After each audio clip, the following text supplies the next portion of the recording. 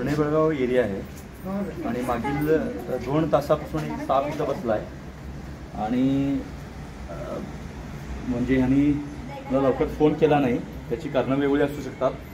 काही वेळा लोक नंबर घेतात, नंतर विसरतात. इथं खूप वेळा साप पकडले, पण तुम्ही जवळून बघू शकता त्याला दूध पण घातलेलं आहे. दूध वगैरे पिला काय म्हणजे असं लोक दूध वगैरे घालतात, दूध पिईल असं आपली श्रद्धा आहे, पण तो आहार नाही आहे. आणि असला आहार तरी साप घाबरून तो असं थांबला असं म्हणावं लागेल. सापाच्या बाबतीत काहीच कधी सांगता येत नाही. अजून सुद्धा तो विहिरीत पडू शकतोय, पडला तरी सापडेल, पण न पडता त्याला पकडण्याचा मी प्रयत्न करेन. आणि त्याला गॅप आहे, तुम्ही बघू शकता कशा प्रकारे गॅपमध्ये आहे तो.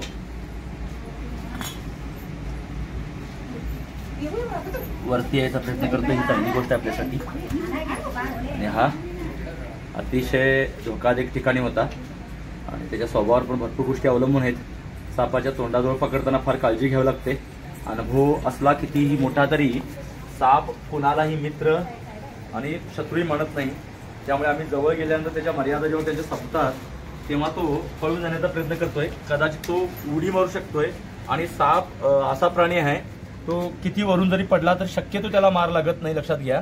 पण त्याच्या अंगावरती एखादी वस्तू जर पडली तर त्याला पटकन जखम होऊ शकते. एखादा लहान दगड जरी पडला, असा दगड जरी ह्याच्या डोक्यावर पडला तर तो जखमी होऊ शकतो, लक्षात घ्या. म्हणजे तो नाजुकी प्राणी आहे, पण तसा तो वरून पडू शकतो.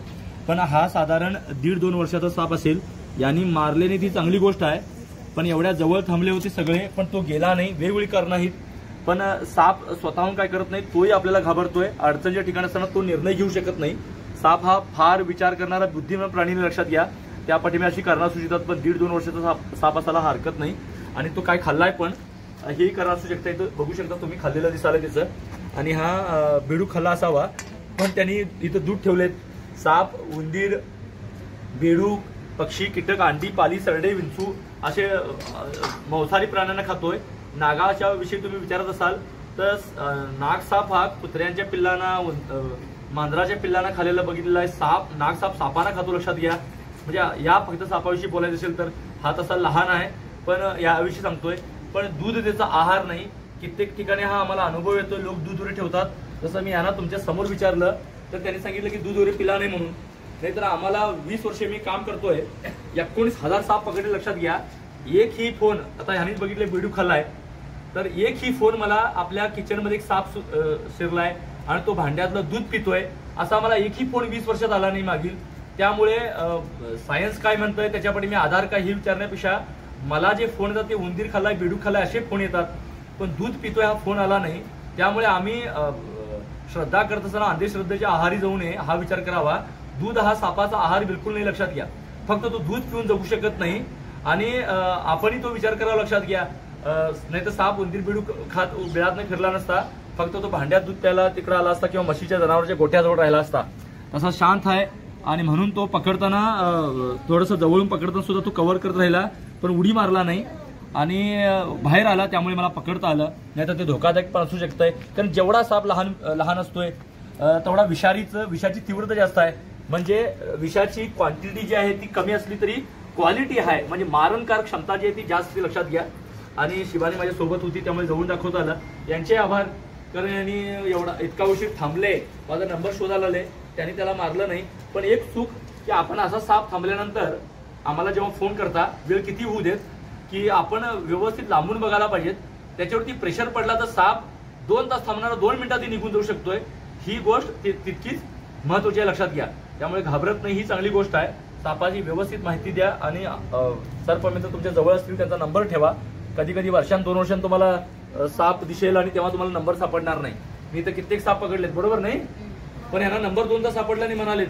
मी 20 वर्ष काम करतो. म्हणजे अशा कधी कधी घटना घडतात आणि लोक मात्र आम्हाला साप बघितल्यानंतर 2 मिनिटं बोलायला देत नाही. हा तर साप 2 तास थांबला होता.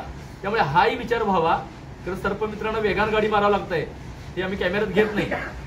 आता तर खरं तुम्हाला माहित असेल मी देसूरला होतो, लक्षात घ्या. मग मी जवळपास 20 मिनिटात आलो. इथून ते 15 किलोमीटरच्या वर अंतर आहे. त्यामुळे जीवाचा धोका फक्त सापाचाच नाही, गाडीचाही असतोय. आणि त्यामुळे ह्याही गोष्टी आपण समजून घ्याव्या. आणि साप स्वतःहून काय करत नाहीत, आपल्या जो आयुष्य करतात, ते मी नेहमी सांगतो, ते आता पण सांगेन. या व्हिडिओमुळे तुम्हाला माहिती कळेल, साप दूध पित नाही, त्याचा आहार नाही, हेही कळेल, लक्षात घ्या. आणि आपण घाबरून न जाता साप कित्येक वेळ थांबू शकतो एका ठिकाणी, ते त्याच्या परिस्थितीवरती, तिथल्या सिच्युएशनवरती अर्थात त्याच्या स्वभावावरतीही अवलंबून आहे, लक्षात घ्या. सर्पमित्र आनंद चिटे माझा चॅनल लक्षात घ्या. भरपूर लोक बघतात पण सबस्क्राईब कमी करतात, त्यांनी सबस्क्राईब करावं अशासारख्या वेगवेगळ्या व्हिडिओसाठी. आणि माझे व्हिडिओ तुम्ही फक्त स्टंट म्हणून बघू नयेत, तर मनोरंजन हा भाग त्यातला नसून प्रबोधन आणि आपल्याला त्यातली माहिती होऊन सापाची भीती दूर करावी हा विषय नाही, लक्षात घ्या. आणि फक्त भिवून जे लोक मरतात ते मरण्याचं संख्या जी कमी करतावी हा त्यातला भाग आहे. आणि आपले वेगवेगळे अनुभव मी आपल्याला शेअर करत राहीन. आणि तुम्हाला काय शंका असतील, प्रश्न असतील, तुम्ही कमेंट बॉक्समध्ये जरूर त्याचं निराकरण करण्याचा मी नंतर प्रयत्न करेन. इथं थांबूया. हा प्रवास आपण जगवण्याचा, भीती दूर करण्याचा, माहिती देण्याचा असं सुरू होणार आहे. तुर्तास थांबूया. धन्यवाद. फोटो